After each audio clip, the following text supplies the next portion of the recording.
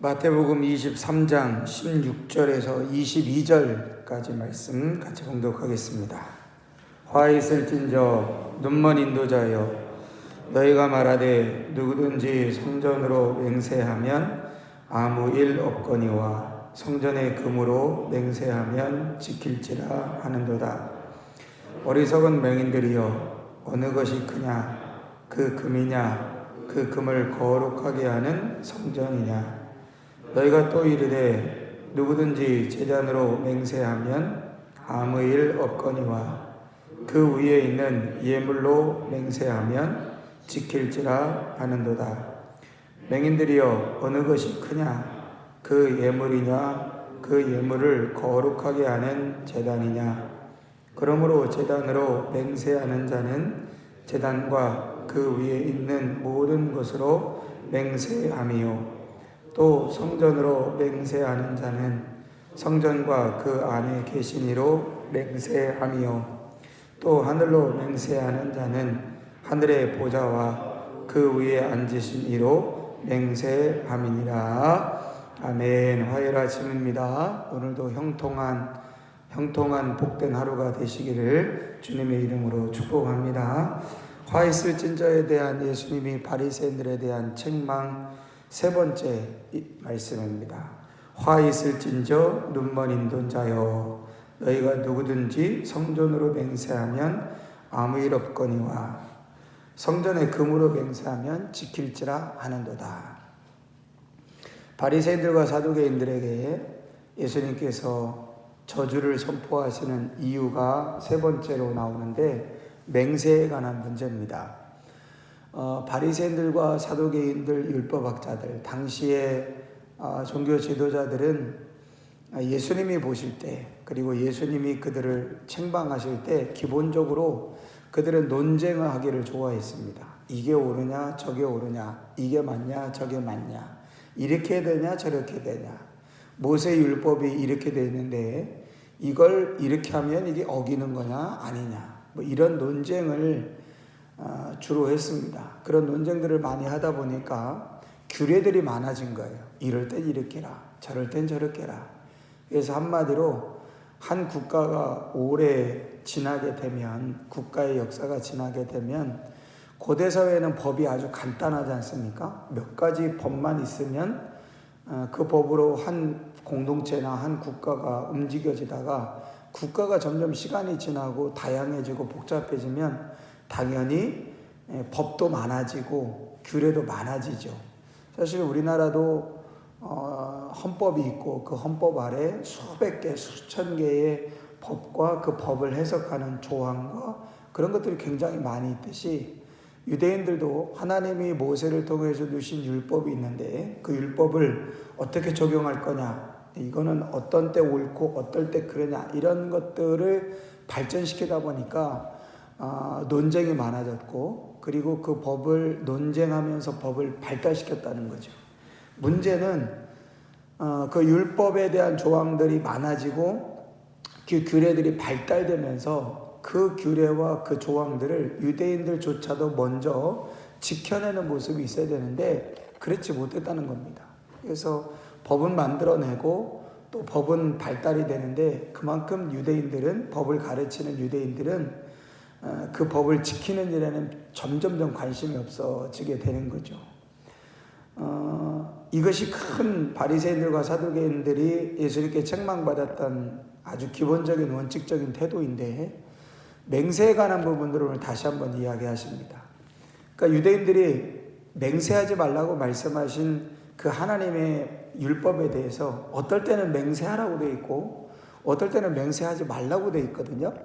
그래서 그러면 어떨 때 맹세하고 어떨 때는 맹세하지 말아야 되느냐, 어떤 맹세가 참 맹세고 어떤 맹세는 잘못된 맹세냐, 이런 것들을 따질 수밖에 없겠죠.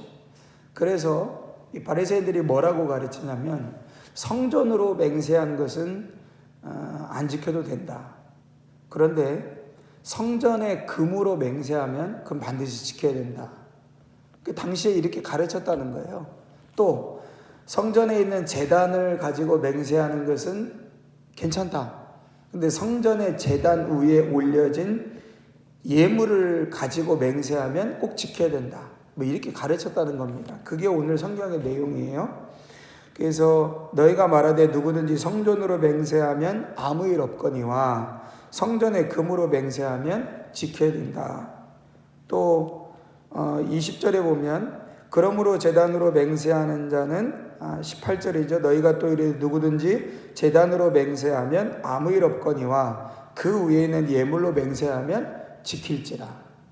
그러니까 어떤 맹세는 지키고 어떤 맹세는 괜찮고 어떤 맹세에 대해서는 이렇고 이렇게 맹세할 땐 이렇고 이런 규정들이 달랐기 때문에 어떻게 해야 되느냐라고 하는 것을 사람들한테 가르쳤고 그 가르치는 부분에 있어서 하나님 성전에 있는 제단을 두고 맹세하면 그건 괜찮다. 맹세의 효과가 괜찮다. 별로 없다. 근데 그 제단 위에 올려진 그 제물을 가지고 맹세했을 경우에는 반드시 지켜야 된다. 뭐 이런 조항들에 대해서 예수님께서 말씀하시는 겁니다. 근데 이 맹세에 관한 건 마태복음 5장, 6장, 7장의 산상수훈에서 6장의 맹세에 관한 가르침을 우리가 살펴봤죠. 맹세에 대해서 예수님이 뭐라고 말씀하셨냐면 하늘을 두고도 맹세하지 말고 땅을 두고도 맹세하지 마라. 예수님 맹세하지 말아라라고 가르치세요. 근데 우리는 어떻게 이해하고 있냐면 하나님 앞에 맹세한 것은 반드시 지켜야 된다. 저희들은 그렇게 기억하고 있죠. 근데 예수님은 맹세하지 말라고 하셨거든요. 오늘 말씀에도 너희들이 가르칠 때 성전을 두고 맹세한 것은 안 지켜도 되지만 성전의 금을 가지고 맹세한 것은 지켜야 된다. 제단을 가지고 맹세한 것은 안 지켜도 되지만 제단 위에 올려진 예물을 두고 맹세했다면 반드시 지켜야 된다. 이렇게 바리새인들이 가르쳤는데 그런 가르침에 대해서 예수님이 너희들이 앞을 보지 못하면서 누군가를 인도하는 꼴이다. 이렇게 말씀하고 있는 거거든요. 그러니까 이 가르침이 잘못됐다라고 하는 것을 말씀하고 있습니다. 마태복음 산상수훈에 했던 맹세에 대한 가르침을 다시 한번 기억하시면 예수님이 왜 맹세하지 말라고 했는가? 너희는 맹세하지 말라. 하늘로도 맹세하지 말고 땅으로도 맹세하지 말고 맹세하지 말라고 말씀하셨거든요. 자, 맹세는 기본 전제가 이렇습니다. 누군가가 나를 신뢰해주지 않을 때 하는 게 맹세예요. 그렇죠? 내가 이렇게 하겠습니다. 그럼 상대방이 진짜야? 진짜입니다. 맹세해? 맹세합니다. 뭘 걸고 맹세할래? 네 부모님 이름 걸 수 있어? 예, 제가 제 부모님 이름 걸고 맹세하겠습니다. 그건 상대방의 내 말을 지금 믿어준다는 겁니까? 안 믿어준다는 겁니까? 안 믿어준다는 거죠. 그러니까 맹세라고 하는 것이 필요한 이유가 누군가와의 신뢰가 깨졌기 때문에, 그러니까 상대가 나를 안 믿어주기 때문에 하는 게 맹세라는 거예요. 그런데 맹세를 누구를 걸고 지금 맹세하는 거냐면 성전을 걸고 맹세하고 성전에 드려진 제물을 걸고 맹세하고 성전에 대해서 맹세하고, 이거는 하나님의 이름을 걸고 지금 뭔가를 맹세한다는 거거든요. 그건 당연히 중요한 일이죠. 중요한 일에 대하여 맹세할 때 하나님에 대하여 혹은 사람에 대하여 무엇인가 맹세할 때 성전을 걸고 맹세한다는 건 굉장히 중요한 문제를 이야기하고 있는 겁니다. 그런데 그 맹세를 할 정도로 상대방과 나와의 신뢰 관계가 깨어졌다는 것을 전제로 하는 거예요. 그러니까 예수님께서 산상수훈에서 너희가 맹세하지 말아라 라고 말씀하시는 이유는 맹세 자체를 하지 말아라 라고 하는 의미도 있지만 꼭 맹세해야만 뭔가 상대방과의 언약이 맺어지는 그런 관계들을 맺어서는 안 된다는 겁니다. 그러니까 다시 말하면 누군가가 내가 당신 그렇게 하겠습니까? 네, 그렇게 하겠습니다. 그럼 그걸로 끝날 수 있어야 된다는 거예요. 맹세까지 가지 않고 그 말로 끝날 수 있어야 된다는 겁니다. 그러려면 어떻게 되겠죠? 평소에 그 사람의 말에 신뢰가 있어야 됩니다. 그러니까 내가 하나님 제가 그렇게 할게요. 그럼 하나님께서 너 맹세해? 그렇게 하지 않으셔도 제가 하나님 그렇게 하겠습니다. 그래. 내가 너 지금까지 오니까 넌 그렇게 할 사람이야. 알았어. 오케이. 그런 관계가 돼야 된다는 걸 예수님이 말씀하시는 거예요. 누군가에게, 사람에게 내가 이렇게 하겠습니다. 진짜요? 네, 알겠습니다. 당신의 말을 믿겠습니다. 이런 관계가 되라고 예수님이 말씀하시는 겁니다. 그렇게 하겠습니까? 네. 진짜요? 네. 뭘 걸겠습니까? 제가 전 재산을 걸겠습니다. 그거 갖고는 안 됩니다. 신의 이름으로 맹세하십시오. 그러면 신의 이름으로 맹세하겠습니다. 이런 관계가 되지 말라는 겁니다. 그러니까 하나님의 이름을 걸고 성전의 이름을 걸고 맹세할 만한 그런 관계들을 만들지 말라고 말씀하시는 것이 예수님의 산상수훈의 가르침이거든요. 결국 그 사람이 말로 하지 않고 그 사람이 행동으로 그가 말한 것을 실천하고 행동할 수 있는 삶의 태도를 가져야 된다라고 가르치시는 것이 산상수훈의 가르침입니다. 결국 그 가르침의 연속석상에서 예수님이 바라시는 것은 말한 것은 그대로 지키는 것. 그래서 그 사람의 말에 그 사람의 대답이 곧 신뢰가 되는 삶을 사는 것이 예수님의 제자이어야 된다. 그런데 이 바리새인들과 사두개인들은 자기들조차도 그런 삶을 못 사는 거예요. 그러니까 자꾸만 뭘 가르치냐면 이렇게 맹세할 때는 지켜야 된다. 이런 맹세는 안 지켜도 된다. 그런 걸 지금 가르치고 있다는 거죠.